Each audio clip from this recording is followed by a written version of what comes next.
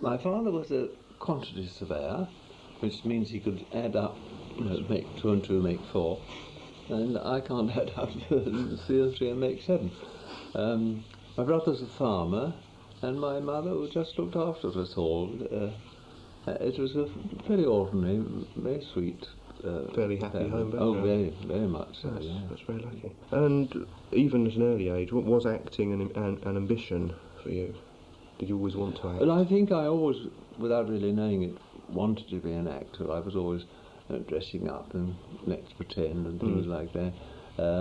I was never any good at any of the subject at school, except art and doing the school play and playing rugger, which really is not really all that helpful for a job in the city, is it? But, so I really think from the word go, I really wanted to be an actor. So you drifted into it by chance rather than... No, it took me 5, 8 solid years of trying to get into it, because it's rather one of those professions like you can't go in the water until you can swim. I just kept writing. In those days, of course, there were many repertory theatres, very few left now, but it was a good way to start, and I just bombarded all the repertory theatres throughout the British Isles with letters until they finally gave in. They finally gave in and let you have your chance. You did your training in the Guildhall School of Music. I had a very bad accent, a very, very lazy voice, and nothing was working. The tongue wasn't working and the lips weren't working, so I was talking a bit like that. So I did go and have voice training lessons at the Guildhall. How did you know that? Oh, I've been checking on your, you see, biographies and things like that. We did a little research. A bit of research. Yeah. Make sure. Marvellous chap who taught me. He used to be with the D'Oyly Carte Opera. So if you can get your tongue around some of Gilbert's words, then you can teach someone else how to do it. It's a fair chance, yes. Do you regard the repertory, your experience in repertory theatre, as equivalent to an apprenticeship? Well, in an apprenticeship, you learn how to do your job, don't you? But in repertory, yes, it is indeed. It's wonderful training, but of course there are many things you learn that you have to forget later, because you see, in rep, in those days, I mean, you were doing a play each, one play 1 week, rehearsing for the next one to do our start on the Monday. So by about the Saturday of each play, you were just beginning to know the lines. So you got into very bad habits, but I still think it's the best training ground. And from that point of view, yes, it is an apprenticeship. Except, of course, you also got enough to pay your landlady, which was useful indeed. But today, you see, it amazes me the number of absolutely wonderful actors we've got, really have got a superb lot. And I often wonder where they get their training from, because there's hardly any reps left. And I think if you go straight onto television, that's an awful stumbling block for if you ever want to get into the theatre or films, because it's a very different, rather like a plum and an apple and a banana. They're all fruit, but they're all very different tastes and all different ways to open them. You know, and the same with acting. You can't apply this. I don't like the word technique, but the films particularly films are much more technical than the other two, really. But it's all good training. I think observation is the great thing, and thought, you know. Thought, that's a great thing about acting.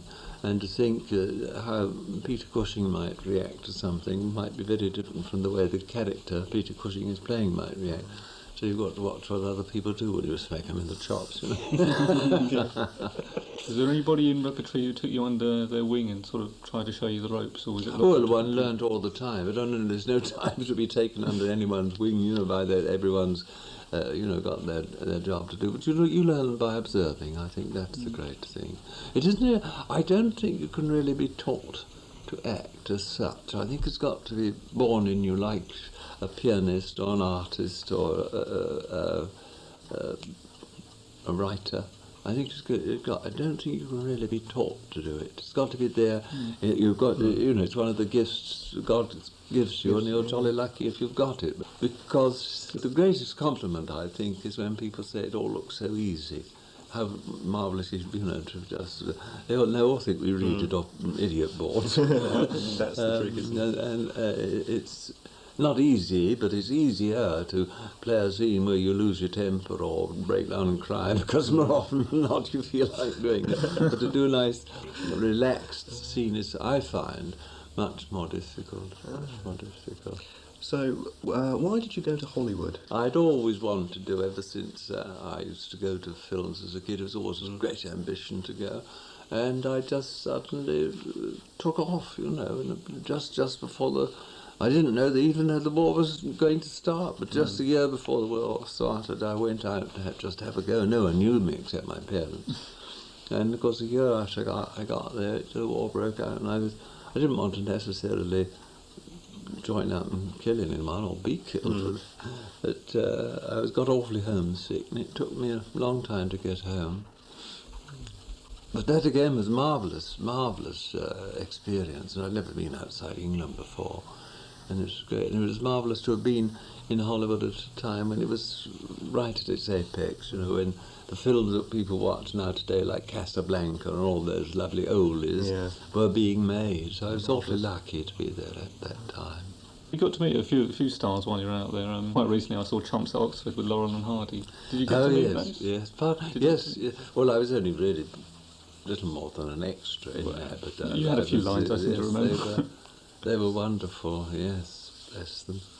Yeah, I think I was very lucky to have worked with, to me, I think two of the greatest teams of comedy, Laurel and Hardy, and of course, much later, Morecambe and Wise. So why did you leave Hollywood after only 2 years? Was it because of Well, I just was so homesick. I was so homesick.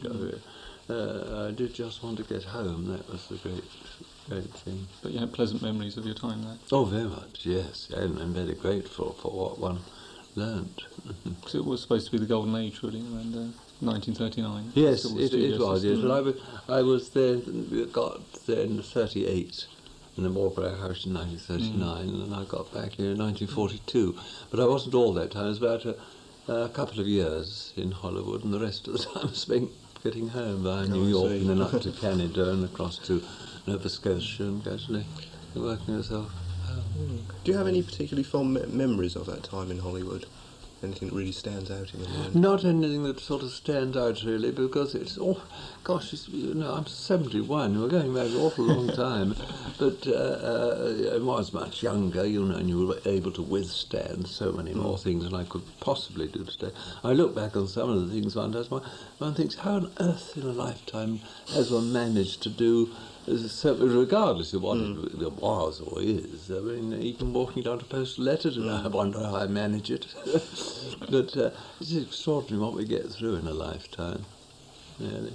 So, no, there was all. I mean, all adds up to experience, and there's nothing like experience in whatever walk of life you happen to earn your livelihood at. But you chose never to go back there after your... I have been back since, but I wouldn't. No, I'd always wanted to go, and I laid the ghost when I went. But naturally, if any offer came, I would be happy to do it. But I don't want to go. No, England's my place.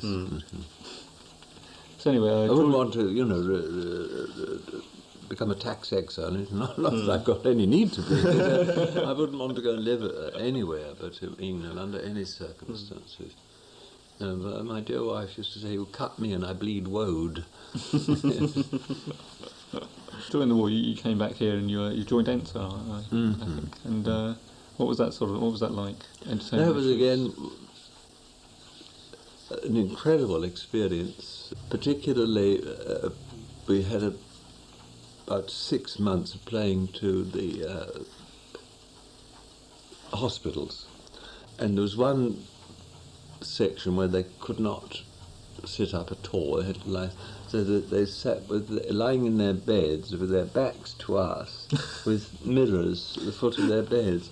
And that was the most extraordinary. And then one of the best audiences we played to, because they loved the play, Private Lives. I mean, it's just such a marvellous play, and they really adored that. But that was, quite a moving experience. Except we never knew where we were because all station signs were taken down. Signs of any villages was as one, unless you were in a town you recognised. You didn't really know where you were, and you weren't allowed to in case one of us happened to be a spy. Oh, you got to tour the country without ever knowing where you went. Yes, well, one knew it sometimes, but not always, and just as as a safety precaution, because you had to be very careful in the war. After the war years, you concentrated on stage work, and you toured Australia and New Zealand with the Old Vic Company in 1948. What was it like travelling to those countries then? Was it a novel experience for you? Yes, it was quite an experience because it's a very big country, that one, and the West, Perth, just do not think the rest of Australia exists, and vice versa. It's a sort of a friendly rivalship that goes on, but it was wonderful because Lawrence and Liv had just been knighted, and he and Vivian Lee were heads of this company, and it was like, there were 50 of us, I think, including the carpenters and all the other costume people, because Australia then, when did you say it was? 1948? That's right, yes, just after making the film of Hamlet. Australia, though they had marvellous theatres, they didn't have many facilities. They were, as they kept saying, they were absolutely starved of the theatre. They had mostly amateur companies, but they weren't sort of costumiers or hairdressers or anything like to make the special things you needed for particularly the plays we were doing, which is School for Scandal, which is very much a period piece, with lovely powdered wigs, and we all had to take and Richard III was the other play, with the long hair, rather like the chaps used to wear only a few years ago here. So all those things had to be taken with us, and people to look after them, you see.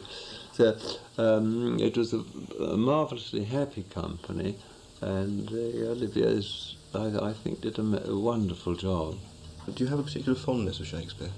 I love it to read.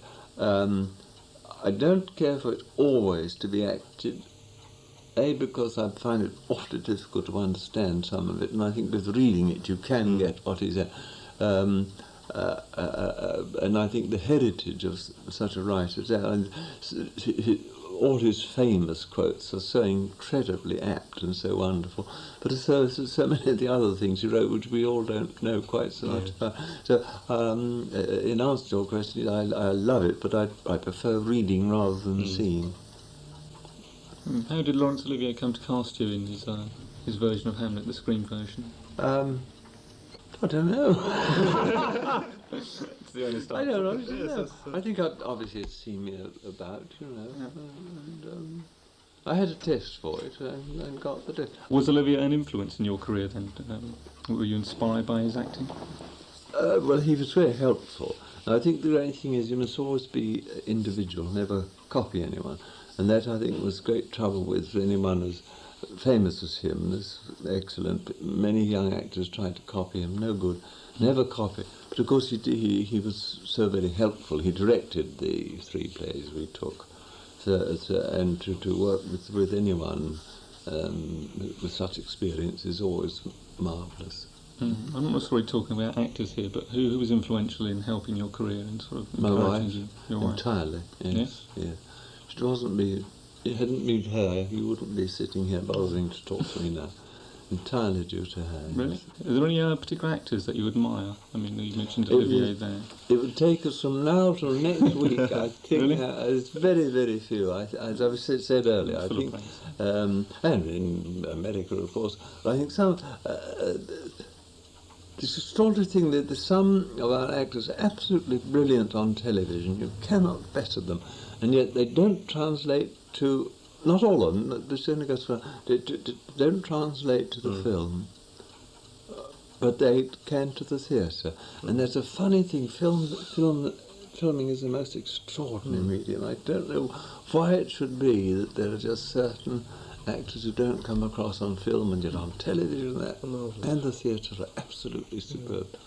But in all 3 or 4 media, if you like, I think we beat the world. I think we've got marvellous actors. And the American actors. I mean, I must say, I prefer, of course, it's my age and the time I was brought up in, but I do not exactly prefer, but I have such fond memories, and it's so lovely to with the videos and all these, seeing the old film on television. My era of actor was the Humphrey Bogart and the James Cagney, and that's Fred Astaire and all that period. But that is not to say there aren't some equally fine and splendid actors today, but there's just something missing from that's just nostalgia, I'm sure. Do you think acting as an art is generally undervalued these days?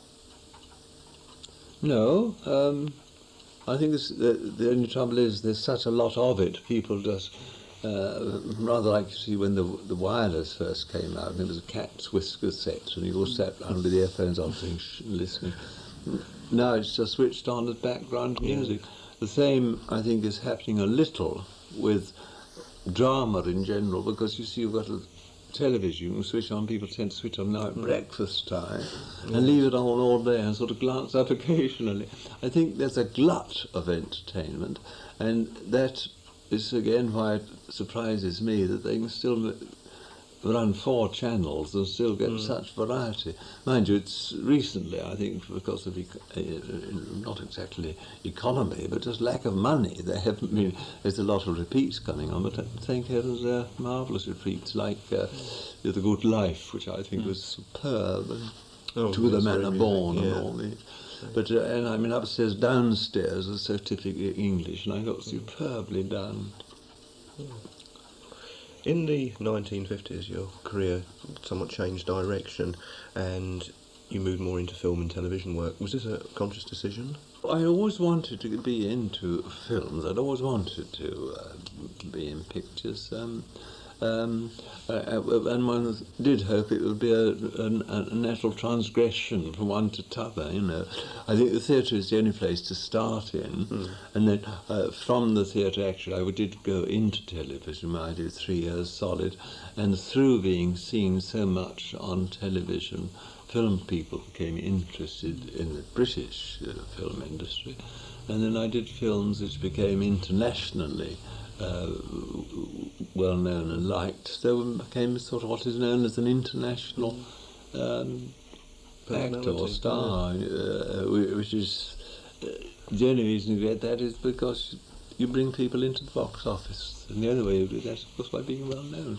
So it was sort of all just worked out, but I'd always wanted to be into films. But I mean, you just can't ring up and say to someone, look, I want to be in one of your films. You have to wait for them to ask you. You were a big success in the original screen interpretation of Orwell's 1984, which is quite a landmark drama for the BBC in those days. Do you remember many of the initial reactions about it? Oh, it was incredible. I mean, it was actually repeated again, not my version, they redid it with an excellent cast and beautifully done about, less than 10 years ago, and it didn't cause a ripple. And when we did it, I mean, there were questions in the house as to whether, because in those days there were no recordings. So beg on that they did. It was one of the very early recordings they did was the 1984, but it was all live. You did it live on Sunday night, was the famous drama night, and 3 days later you repeated it, laughingly caught live. You've never thought it did in all your life. And there were questions in the house between the Sunday, after the Sunday performance and the Thursday, as to whether it should be allowed. I mean, it really caused such a furore that I think it, why it didn't cause anything, I mean, just much as a drop in the ocean when it was done again, as I said, superbly done, because so much, not really of Orwell's predictions, but so many terrible things have happened in the world particularly, I think, in the last, 15 years, are just so appalling that, 15 years ago you would never have dreamt of anyone blowing up a hotel in Brighton to kill someone. Or even, we didn't even used to lock our front door. You know, I never thought of it. You always thought, and Americans always came over and thought, how marvellous, policemen with no guns. You know. And now all this, it's this terrible disease that seems to have taken the world, and life has become so cheap everywhere. And all for what? This is what I cannot understand. What do they want? What do they want? It just absolutely flabbergasts me, and one feels so hopeless because there seems to be absolutely nothing one can do about it. And you kill one person, well, there's another kind, like killing Hitler, you know. I know they had a go at that, but I mean, that wouldn't have been any good. It would have been someone else to take it. Killing is not the answer to anything. I don't know what the answer is, but I'm sure that's not it. I forgot what you asked me now about 1984. Orwell was warning people not to let this happen. And in the film, of course, that they made a film with Michael Redgrave and George O'Brien, and Jan Sterling played it. And unfortunately, they made it a happy ending. Well, the whole point of Orwell was that if you let this happen, there is no happy end. And I believe Orwell's widow asked in her will that film should be destroyed because it completely destroyed her husband's idea. I think it was actually made to capitalise on the BBC version, wasn't it? Sort of Well, it was the BBC got him first and did it, and it was an enormous success, and they wanted to make a film of it, but as it was American money, and America must have a happy ending, you see. So, have you seen the more recent version with John Hurt? As, no, the one with Richard Bowe. No, I haven't seen that. No, I haven't seen that. No, the one I was referring to, they did with David Buck. He played the part on television, you know, about 10 years ago, just in their drama. That was the one which made no sort of impact. And you see, although I'm sure the one with Richard Burton and John Hurt is absolutely superb, I don't think the impact is there again because of what everything else is happening. I mean, every day something far worse than being having one of the great things in the version we did was what the Big Brother used to find out was what was your thing you were most frightened of, and they found out that the Winston Smith, who I was playing, was rats, so they threatened him with rats because they knew that was his weakest point. You see, it's so tame today, isn't it? Really and truly. And you think all the drugs and things they use. Yes, and all that. You know, the shocking things that are happening. I mean, every day. I mean, Mrs. Gandhi, almost Mrs. Thatcher, and you know, it just makes Orwell's like nodding in Toyland. Quite tame, in fact. But it had its day, and I think it had its effect. I'm wondering generally if you watch your own performances with a critical eye, or do you generally avoid your screen performances? Always with a critical eye. I always try and go to if it's film, I go and see the daily rushes because you can then get an idea of what you're after is coming across and correct anything that isn't. But I don't sit and gloat in front of myself on the box once I've seen the rushes. If I go to a premiere, yes, I see it, but I'm never very happy. I always like to think, I wish that was just the rehearsal and now we could do the whole thing again properly. That's true of a lot of actors, they don't like watching Gordon Jackson and Alec Guinness just are almost physically ill when they see themselves. I've got a little used to seeing myself, but I think it is important that you start to have some sort of mannerism that keeps coming in. You've got to watch these things. Very few people will tell you. They don't even know it. I mean, you work with different directors, and you might be sort of doing this every film, or whatever it might be. So I think it's good to watch that. I find it helpful. Now we've arrived at sort of your beginning of your career with Hammer in 1956, I believe it was, with The Curse of Frankenstein. Did you put a great deal of work with Terence Fisher, the director, into the character of Frankenstein? Well, we all worked jolly hard, but you see, we got the original story by a pretty good writer, Mary Shelley, who was Shelley's wife, And as I'm sure you know, they were all on holiday in Switzerland, and it was a beastly day, and they couldn't go. And they said, "Let's see who can write the best ghost story." So the other two, I think it was Shelley and some other very famous person, sort of fooled around. But Mary Shelley got really down to it and came up with Frankenstein, which is, has become almost a classic masterpiece. So you've got her characterization to help you play the part, and of course the script was very loosely based upon the book. It's a very big book, you see, and you've got to bring it down to film time, which was about an hour and a half, hour and a quarter. So they really just got down to the I believe it's called the nitty-gritty, is that right? But he was marvellous to work with, little Terry Fisher. I was just wondering, I've got a quote from him here which says, rather than sort of portray Frankenstein as a conventionally evil man, as a man with a great ideal who is ruthless because of his ideals. He's sort of blinded. Very clever. It's Terry saying that. That's his quote. So I never thought of Frankenstein as an evil man, a man before his time, rather like Dr. Barnard. I always thought they called him Dr. Barnard because he's a surgeon, isn't he? And they always call him Doctor. Surely it should be Mister. I'm talking to a hospital. Perhaps you'll inform me. But the thing is that I did it first. But he did it much more successfully. All these heart transplants and things, you see. But I think the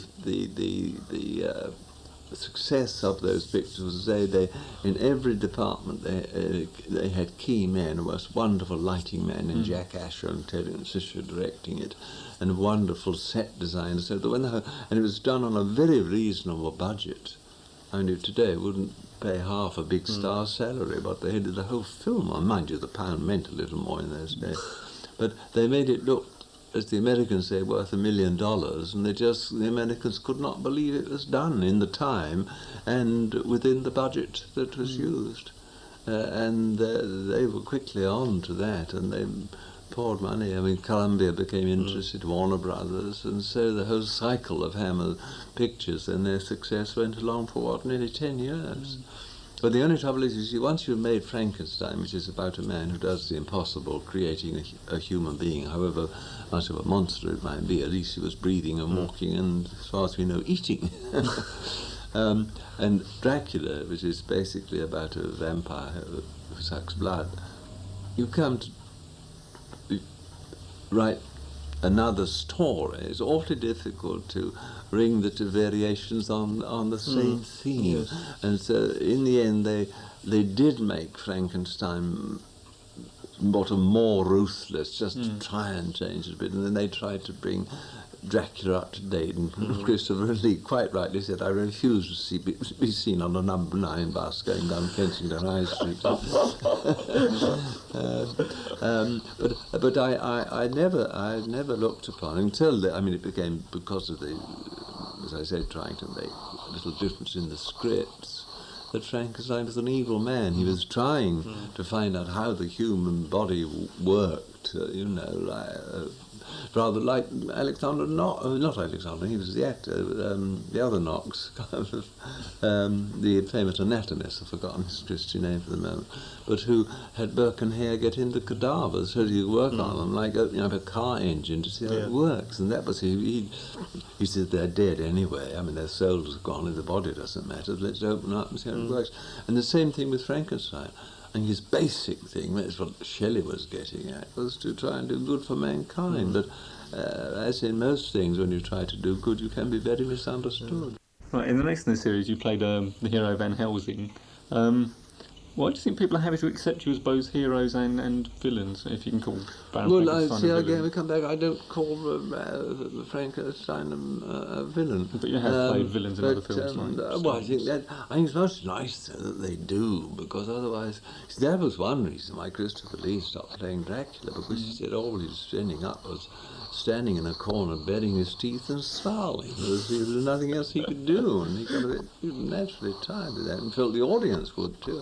So I think it's awfully lucky that people do accept one, because I think all actors per se can do it all. They can do drama, comedy, light entertainment, not singing, dancing, all, but just because the only trouble is once you make any sort of impression in films, particularly in one particular kind of part, film producers find it very difficult to see you in any other light.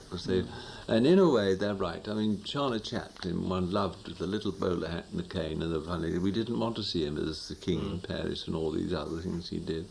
And it's the same as really one wouldn't want to see Laurel and Hardy doing anything in what they did. And coming right down to the reverse end of the scale, many people would rather see me in that kind of picture than in many of the other kind of pictures that I've done, because out of all the many that I've been lucky enough to do in a long career, only about, I suppose, 15 really should have the heading horror as such, and they only used that because it was at that time it was a good marquee attraction. Good. But you know, I mean, I'm sure if I did Hamlet tomorrow, they'd call it a horror picture. You made your first appearance as Sherlock Holmes in The Hound of the Baskervilles, and it's a part you've returned to many times. What attracted you about Holmes? Oh, I think he epitomises again my childhood, which was well, my youth more, when I read his stories, which I found absolutely wonderful, you know, the whole atmosphere of them. And I think Doyle, it is an extraordinary thing, isn't it? Two people, Doyle in the end got so fed up with Sherlock Holmes, wanted to get rid of him and tried to, and you know, the publishers or his public wouldn't let him. And Gilbert of Gilbert and Sullivan didn't like all this trash about HMS Pinafore. He wanted grand operas, and yet those two things made their fortunes and their names. The thing they wanted to discard. Doyle wanted to discard Holmes, and Gilbert wanted to discard doing his operettas. Things they're both best loved for today as well. Yes. I mean, nobody listens really to Gilbert's grand operas. Or No. But they still like the things they wrote together. I've gone off on a tangent now, and I forgot what you asked. We were talking about Sherlock Holmes. Ah, yes. Well, there again, you see, I think is one of those characters that's going to live absolutely forever. You know, like Mr. Micawber, Billy Bunter. I think Holmes will never die, because it comes of an era which is gone, with lamplight and fog and all that sort of thing. Which even people who don't remember it recall with nostalgia. And look at the enormous success Basil Rathbone had for so many years with this series. And it's never stopped. And there's a marvellous new series now, isn't there, on ITV, which they did 6, and they're doing 6 more. Johnny Mills and I have just done one that's coming out at Christmas time. Rather elderly in Holmes and Watson, but he's pulled out of retirement, the one I'm in. But see, I think there's a never-ending source of entertainment in this incredible category. I think it's a question of opinion and what one likes, but to me he's the greatest fictional detective ever written. Beats them all, I reckon. Do you think that you managed to bring anything special to the part yourself? Oh, I shouldn't think so. I think one's own personality, whatever it might be, that is part of an actor's luck in having it, and it is what a I mean, I've watched Humphrey Bogart in anything, but I just think he's a marvellous man, you know. And so it's something in yourself that you should never become. I mean, I don't know how I come across to people, but there must be something in one that does, in whatever character you're playing, which attracts them. I mean, if people didn't find the actor attractive playing the part, they wouldn't be all that keen on going to see him again. So it must be, regardless whether you're playing a goodie or baddie or Sherlock Holmes or anyone, it is something of yourself that comes across, which is God-given, so you can't help that. You're just thankful to have it. But again, you see, you've got, mind you, because Doyle was so, not exactly anti-Holmes, but he wanted really to get rid of the man. He made it awfully difficult because he keeps changing his mind about all sorts of characteristics of the man, and particularly with the poor old Watson. The poor old Watson, he was referring to his Jezile bullet that he got in his leg and one in his shoulder, and he's not quite sure where he's wounded. But again, you got the basic idea from the books to get a pretty good summary of the character to make him as near you can to the author's original concept. You played Sherlock Holmes for 26 one-hour episodes for the BBC in the late 60s. Did you feel it was demanding trying to bring something different to the character, sort of week in, week out? Well, there are two reasons why I look back upon that series with I think, great unhappiness. They had scheduled 10 days for each episode. Well, that would be all right if things just went smoothly, but you can never tell what's going to happen, particularly as every one of those 26 episodes had exteriors, which we shot mostly in the places where they were mentioned in the story. Well, look, the English weather being what it was, we couldn't always keep within our 10-day schedule. And before we'd finished them, we'd got about halfway through the series, and they started showing them. So we had to keep up, each week to have. So in the end, we were doing them in something ridiculous, about 3 or 4 days. I cannot work that way. To me, when I see them, it just looks like Peter Cushing looking thankful that he's remembered his lines, and that's all. There's nothing else. I hear that they've destroyed them all, and I do hope it's true, because I'd hate those to go down to any sort of austerity. I had heard there is some sort of mystery around them, what the BBC have done with them. Because, yes, there does seem to be, doesn't there, some sort of extraordinary mystery? Because everyone's always saying, we'd love to show them again, and they haven't got them. Well, I imagine all that stuff they've got, I suppose they can now put it on tiny little things, but imagine their files or their library must be vast if they kept something of everything that's going. But you're quite thankful they can't find it. Well, that's perhaps being awfully egotistical, because Nigel Stock was superb. I was Dr. Watson, and it was a very good cast. But just because Holmes is the leading part, and I always like to feel I'm giving him the best of the audience, because after all, the people we work for, without them we wouldn't be where we are, and I just felt I wasn't giving my best. Not that I ever do, but I felt I was giving my worst in that. But plus the fact my dear wife was so very ill, which I didn't realise until much later, but that was the start of her, the beginning at the end, really. So that period is not a very happy one. And it's an awful pity, I think, because he's such a popular figure. Moving on from Sherlock Holmes to another part played by many actors, the part of Doctor Who, which I believe you played in a couple of films. In the film version, yes. Mm-hmm. How did you find this part? Well, the trouble with, not as far as I was concerned, but you see, when you make a film, it's hoped that it'll be shown worldwide, because naturally your profits are bigger for the companies concerned. Now, people in England knew all about Doctor Who. There was his telephone box, which could go in, you get inside, press a button, you go back or forward in time.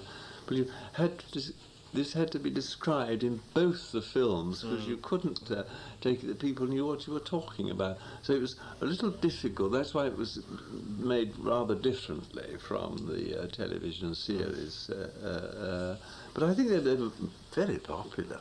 I think popular, not because of me, just because of the Daleks.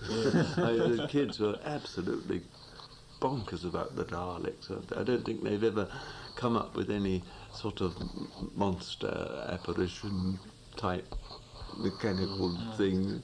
They've tried, haven't they, with every kind of makeup and thing, but I think those are the ones that attracted the kids. With that terrible voice. Instead of when I was a kid, bang, you're dead, it was now exterminate. Did they fall over regularly, the Daleks? They didn't look very They safe. did very well, actually. There was, chaps inside Graham Plimsoll propelling them. No, they did very well. They didn't fall over at all. One ran over my foot. One was painful, I remember. Was it a very creative time for you as an actor working with Terence Fisher and Christopher Lee in the early Hammer films, the Mummy, the Dracula, and the original Frankenstein? Well, I think yes, I suppose. It's regarded as the golden age of Hammer films, as the first five. Yes. See, every facet of one's life as an actor, you go on learning all the time, and what I find, the more you do, and the more responsibility you gather upon your shoulders, because you always feel people expect, having enjoyed seeing you, they expect you to be as good as that next time. I find it increasingly difficult to vindicate their trust in one, So, yes, I mean, not just that period, but every period since. One is always learning and trying to do better. And I think that's why there are very few actors who are ever pleased with their final results. And I think that's why a lot of them prefer the theatre, because at least they can try and improve their performance. But the ironic thing is, one night in the theatre you might say to yourself, yes, I wasn't too bad tonight. You see, and someone would come around and say, what was wrong with you? You were just terrible. And the night you felt you were really, absolutely dreadful, people come and say, my dear old fellow, you were absolutely marvellous tonight. Where'd you get it from? So you just losing battle all the time. But whereas if you do a television and this film, you can, if you feel like it, you can watch it like that, or hide your eyes when you come on, and the same with films. But I must say I prefer watching other people. Can I put it that way? Yeah. But I like doing it myself. Do you have fond memories of working with Terence Fisher and Christopher Lee? Terence Fisher was an underrated director. He was an absolute dear, very inarticulate, funny, witty, with great ideas, and you only had to give him an idea and he'd either say, that's absolutely marvellous, dear boy, and we'll improve it by doing so and so, or he'd say, no, I don't think that's right because, and he was always right. And always open to marvel. And I found that with nearly every film director, in fact every film director I worked with, always open. See, there's not enough time. It isn't like in the theatre where you've got 3 weeks rehearsal and you've got a director and the writer and everything. You work the whole thing out and you go on a tour before you come into London and work the whole thing out up to what you hope is some point of perfection. In a film, you don't have rehearsals at all, really. This is what we come now, as I was saying earlier, to the technicalities of filming.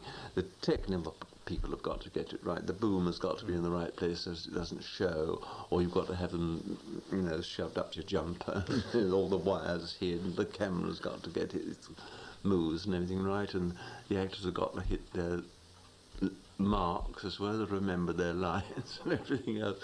But you just don't have time. You usually run the scene just to see where you want to sit or stand or walk. Then, while it is being lit, you're usually being made up or getting dressed, you come and you rehearse it just once or twice and do it, which is good, because then, to me, filming is a very instinctive medium. And if you get it instinctively right, first time, and the camera and everything technically is right, that's the one to use. It's always better, because from thereafter it becomes you're trying to recapture. Do you remember when I asked you not to ask me what you were going to say in case I said something that might be a reasonable answer? Because you're trying to think, what did I say that sounded rather good, and now I've forgotten. Yeah. And if you try and repeat that in a film, it doesn't. It's very, very difficult. But it is a learning. You never saw, like in I think possibly every facet of life. You never stop learning. If you did, I think that's the time to give up. Did you resent the fact that many people and critics regard you as having been typecast in so-called horror films For example, this is a quote from the illustrated Who's Who of the cinema, which said, his quietly authoritative yet sinister manner made him superb in such parts, but it was a dreadful waste of a fine actor. I mean, how do you react to that sort of... Well, it's a most marvellous compliment. Then I was right in thinking. Well, I think that is... I don't think... See, what are actors for? You tell me. They're to entertain. But these films that I've done, not just because of me, but I've been lucky enough to play the leading part, have given enormous entertainment to an enormous amount of people, and still do. They're apparently shown on television in America every night of the week. So, as far as... It's awfully sweet that he should have said it's a waste of talent, but I don't think it is, because my job is to entertain. And that's... I think I was awfully lucky to have succeeded in doing that. I must say, and I have done other things, but because they haven't had the sensational, pardon, or possibly financial success, and finance is all important, as we know, whatever business you're in, making films or making motor cars, you've got to make money, else you can't go on doing them. But they haven't had the impact, these other pictures I've done, you know. But I mean, you couldn't call Star Wars a horror picture, because it is one of the biggest money spinners in the world. Mind you, I didn't have much to do, and I got blown up in the first one, which is an awful pity. That's a real pity. But no, I think that's a great compliment in a not even a backhanded way. I think it's rather nice. Yes, thank you very much, whoever you are. It was an unsolicited quote. It was from an encyclopedia sort of guy, so there wasn't actually an actual writer quote. Yes. So you are proud of your connections with the Hammer Film Studios, even though you did make some mediocre films in that time. Oh yes. It's good. Yes. Because they didn't win. Well, because as I say, it is the audience we work for, and there's obviously an audience for those pictures. So no film company will go on making something, but they were on to something rather like the Star Wars people. I mean, they've never stopped since, have they? Making about their fifth, I think. Apparently, the Hammer won a Queen's Award for exports or something. Yes, quite an achievement. Yes, well, really, again, for the amount of money they brought into Britain, you see. Very good. It's very nice.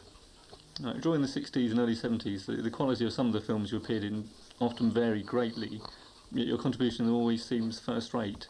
Do you always give 100% for every part, or has there ever been some films where you sort of done the part on autopilot, so to speak? 100% every time. It's the only way I can work. I've got a very one-track mind, you know, and I do feel the only way I can do it. Mind will always show, but I do. I've never done anything with tongue-in-cheek, or thinking, oh, that'll do. I've always done it. I wish I could do it again and do it better. But that is I think that is mostly the one you referred to. It is strange how the spending of money in pictures does show, and if you haven't got the money to spend, then it looks a little cheap, unfortunately. And that is, I suppose, the answer to anything. I mean, a Jaguar looks better than, say, I'm not very good on motor cars, but the very fact that a lot of money has been spent on the interior, and the beautiful thing is it looks a lovely car, as opposed to some little old broken down tin Lizzie that they only expect to last a year. And so I'm afraid money not only is the root of all evil, but it's also jolly necessary. You occasionally portray sinister characters on film, yet in private life you have the image of the archetypal gentleman. I mean, Carrie Fisher from Star Wars claimed that she found it difficult to say to you lines like, "I recognised your foul stench as soon as I came aboard the ship," when she was actually faced with a sweet man smelling of lavender. I mean, what do you draw upon to portray this darker side? Well, but when I said, does this mean this chap suffers awfully from B.O.? Or what is the stench? George Lucas said, no, it means that, he's just he's such a horrible man that she's using it as an aphorism or something. I couldn't think how to quite do that one, unless everyone's going around with a peg on their nose. But I think that, again, you see, films particularly, when you think your face is, about 6 foot by whatever it is, it's very big, and you've only got to really raise an eyebrow that much, and it looks as though you've done that.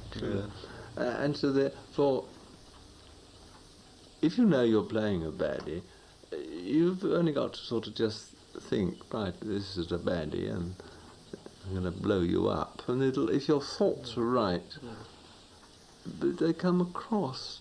And I suppose it's just something about being an actor is, isn't it? I mean, you can be a goodie or a baddie or comedy, tragedy, or you should be able to do it all. And it's seldom you get the chance in films for the reasons I've already stated. But it's, you see, Richard Briers, whom I think is a brilliant comedian in A Good Life and all the other things he does, but he's played ever so many very serious roles. He played Richard III, for heaven's sake, but people won't accept it. They want to see him as this rather bumbling little wonderful character he plays. So I think I'm awfully lucky that I have had the opportunity to play different parts, so many different parts, goodies and baddies. And it's always nice to be the man you love to hate, isn't it? Oh, yeah. If we could dwell on Star Wars for a short time, what did you think of that film and your contribution to it? Well, I must be absolutely honest, I did not understand one word of the script at all. But what made it, of course, when I saw the finished article, the wonderful special effects and the photography, and indeed the general performances, I thought absolutely superb.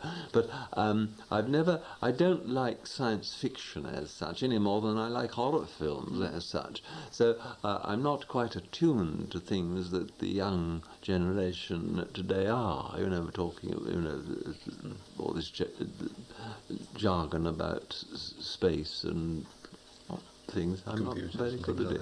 But I thought the overall picture was there, and of course the sound was so nice. And I do think it did need to be seen in a big cinema with that incredible the tablet going away from you. It was quite something. And of course the noise coming from the back of your seat, you know. What do they call that? That sound there? Dolby sound. Yes.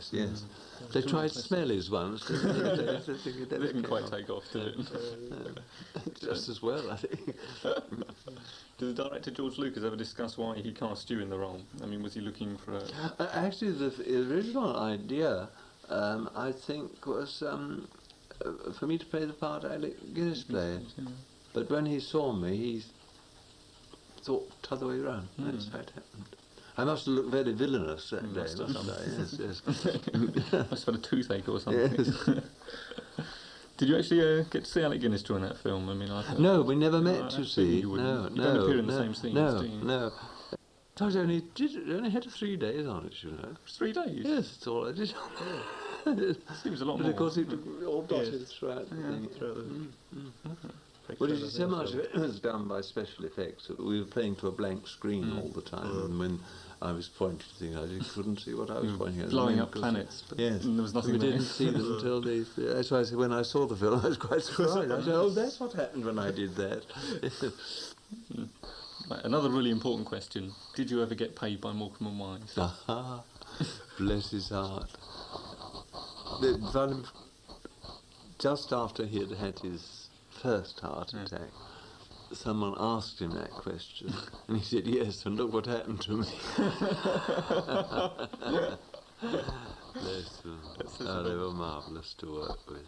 I was the first sort of straight actor to appear in one of Ernest's plays, What He Wrote. What He Wrote, yes. It became a trend after that, didn't it? You sort of paved the way for it. Yes. Indeed, everyone sort of was absolutely marvellous. That was about 1969 or so, I think, and it was on all that King Arthur, I remember. Yes. You kept him reappearing, asking for your money. Yes, I came back about 6 times, inquiring if I'd ever get paid. Yes. More recently, you've appeared in films that have slightly satirised some of your earlier roles, like Top Secret and The House of Long Shadows. Do you enjoy taking yourself a little less seriously? Well, I don't think I've ever taken myself all that seriously.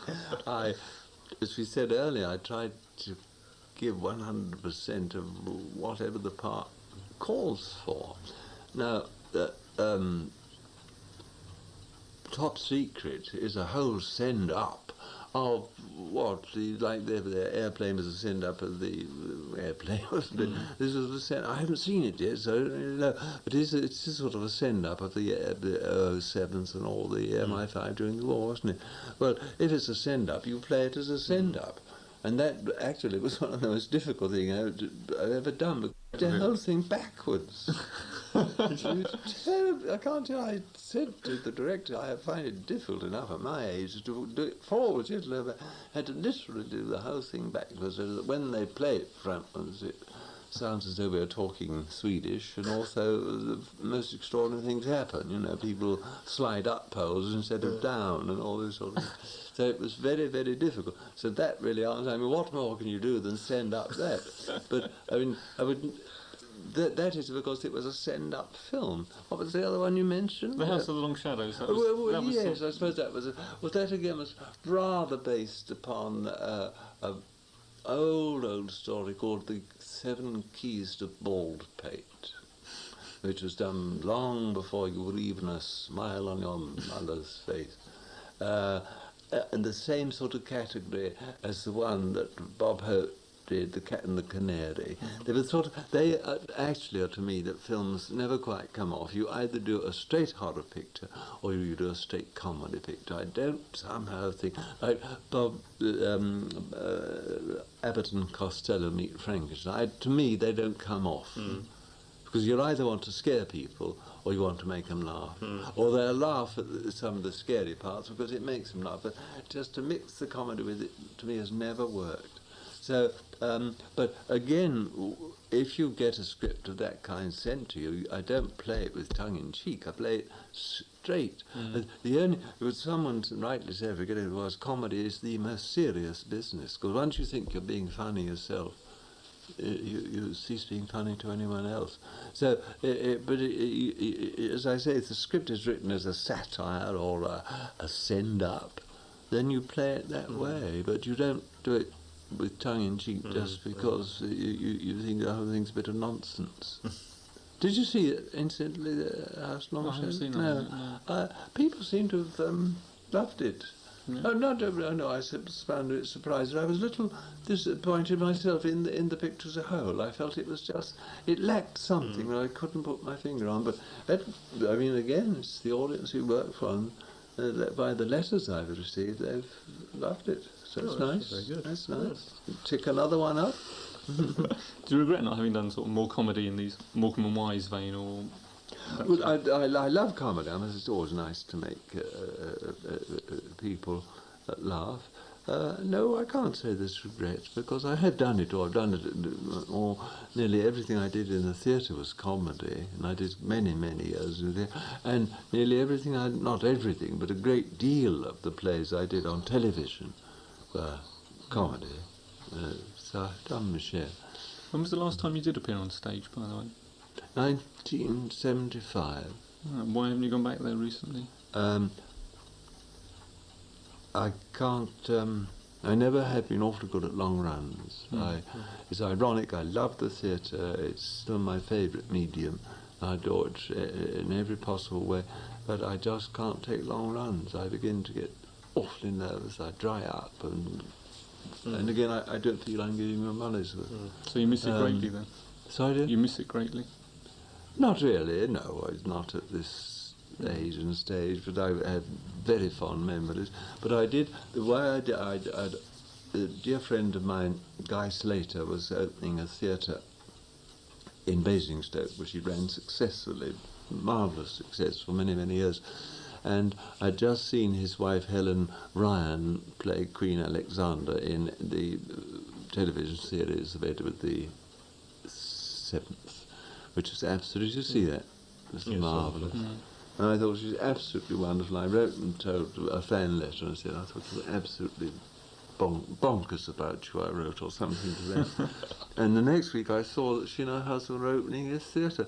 So I wrote and said, a play I'd always wanted to do was The Heiress, that Sir Ralph Richardson did so superbly originally many, many years ago. And I said, do forgive me for being egotistical, but I thought what a marvellous part for Helen to play, and I could play her dad, her dad, And could we do it as your opening play? It's just a suggestion, and if it is, I'm your man. And it would only run for a fortnight anyway, which was perfect. Yeah. And that was a wonderful experience. And awfully good for the ego, because we were sold out for the whole fortnight, which is in rep, not bad. Not bad at all. So that was marvellous. Do you think you'll ever retire completely? No. I think it's nice to be in a position that one can be a little more choosy. I must keep my mind occupied. That's awfully, I think that's important for anyone. And in certain circumstances it's more important than in others. And in mine it's frightfully important. And but I don't really like going abroad, so I don't hope no one offers me something nice that takes me abroad. Because 2 foot out of England I start to blub. And I can get back to a good old cup of tea. But no, I don't think so. I don't think I could, dear boy, with that. The tax man cometh.